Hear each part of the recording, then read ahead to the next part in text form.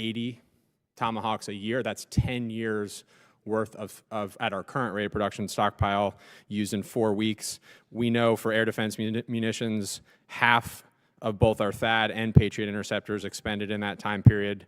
As you've briefed, Admiral, these are critical munitions on day one of potential contingencies in your AOR, and they were low even before the Operation Epic Fury. In 2025, in fact, the administration said it couldn't provide Ukraine with Tomahawks because they were needed rightly in Indo-PACOM. And then in 2024, Admiral, you talked about, at that moment, your dissatisfaction with magazine depth, which, to the chair's credit, everybody in this room, we've been working to address. And I'm not dismissing that, but the reality of where we are now is important. That builds on the fact that beyond the munitions, Iranian missile and drone strikes have hit U.S. bases across the Middle East and shown a lot of capability that we knew was coming, but even more threat from that. And then, of course, as other colleagues have mentioned, the readiness impacts of using over 40% of our deployed Navy ships in the war after them just coming from the Western Hemisphere for Venezuela. So I, along with many others, are worried about, one, the position it puts us in, and you ultimately and your folks in Indo-PACOM. Two, what message it sends to China, as other colleagues have said, and ultimately what it means for our ability to deter and, if necessary, defeat action. So, Assistant Secretary No, looking at all this, munitions burn rate, readiness strain, base vulnerability, how can you say, as you just said, we're doing everything we can in the Department of War to deter? Congressman, as Secretary Hegseth has said, the department has sufficient munitions to address any task at hand, including those that may arise in the Indo-PACOM AOR. So we will continue to work closely with Admiral Paparo and the entire Indo-PACOM team to make sure we're postured. And you can deliver that with a straight face, that there's been, you really honestly believe that. I would point folks to independent public source, open source research from CSIS, other leading think tanks, nonpartisan, highly trusted. These impacts are real. And if we don't acknowledge that and be honest about it, how can we say we're doing right by our folks? Admiral Paparo, I know this is uncomfortable. I get it, and I want to hear in the classified setting, but I think the American people deserve to understand that decisions that are made, by the way, with no input from Congress, have real immediate operational impacts. Congressman, I'd say the way ahead is tripling, quadrupling the production rate of these munitions. And then number two, finding suitable, innovative, non-traditional substitutes for them, which in some cases, with the right innovation, can exceed that capability. That's the way forward. And we are all working on that in good faith, but that doesn't take away from the immediate impacts. And the timelines that you've briefed to us and that others have put out there, that we're quickly coming upon that, and we just mathematically are concerned about that. And to be clear, I am rooting for us, and we are all rooting for us, but solving this problem starts with an honest reckoning. General, do you want to add anything on that?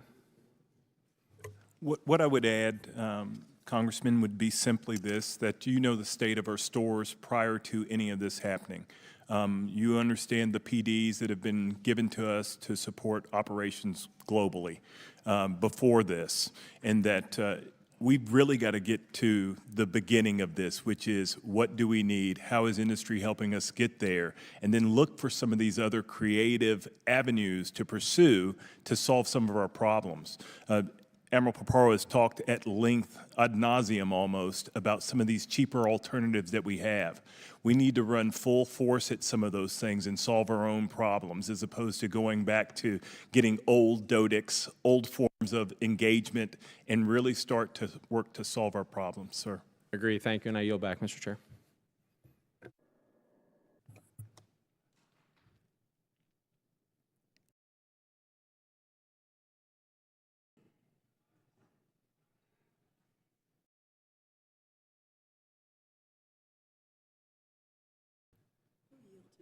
Okay.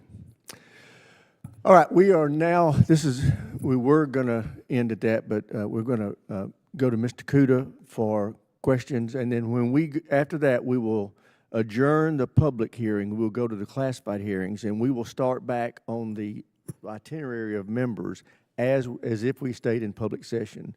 So those members who are up next, starting with Mr. Fallon, will be recognized in the classified session before we go back to members who have already had a chance to ask questions. So those staff members back in their offices, if you're waiting for your member to get the questions, make sure they understand that they're going to be first up when we get in the classified session. With that, the gentlelady from Hawaii, Mr. Kuda, is recognized for 5 minutes. Thank you very much, Mr. Chair. Admiral Paparo, as you know, this morning's headlines in the Advertiser read, Pacific Chief hopes for consensus on Hawaii land leases. A very general question. Do you think that we can reach any kind of consensus with the threat of condemnation hanging in the air?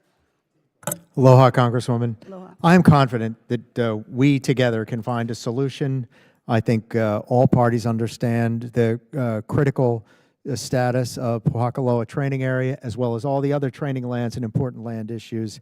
And I am confident that we can find a solution that's acceptable I know to all. you're confident, and I know you're committed, but I also know you're not the key one negotiating right now. So my basic question is, can there be any kind of consensus reached if condemnation continues to be the threat?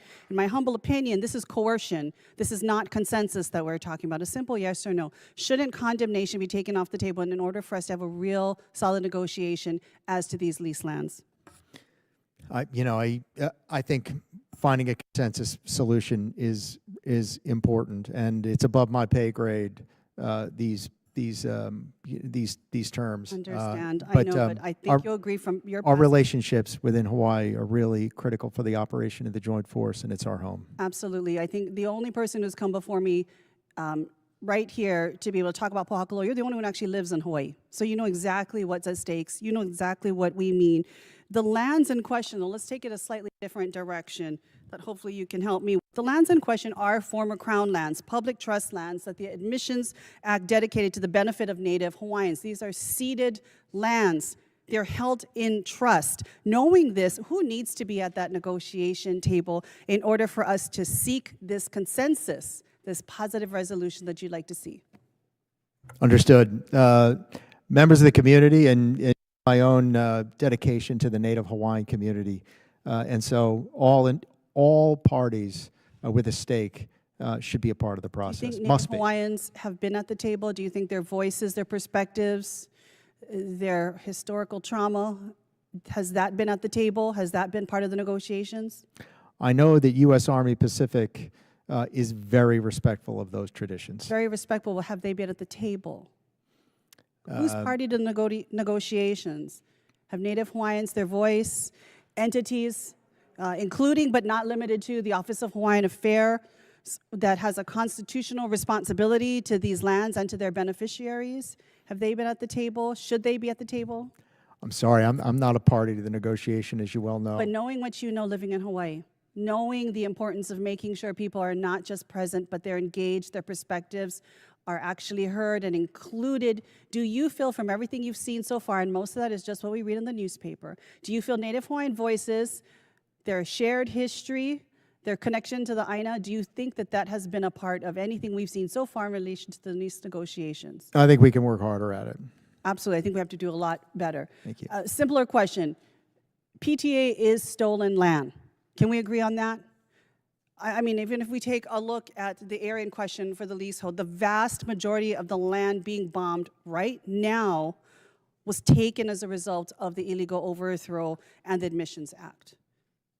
Can we agree that we are talking about right now stolen land? Yes or no?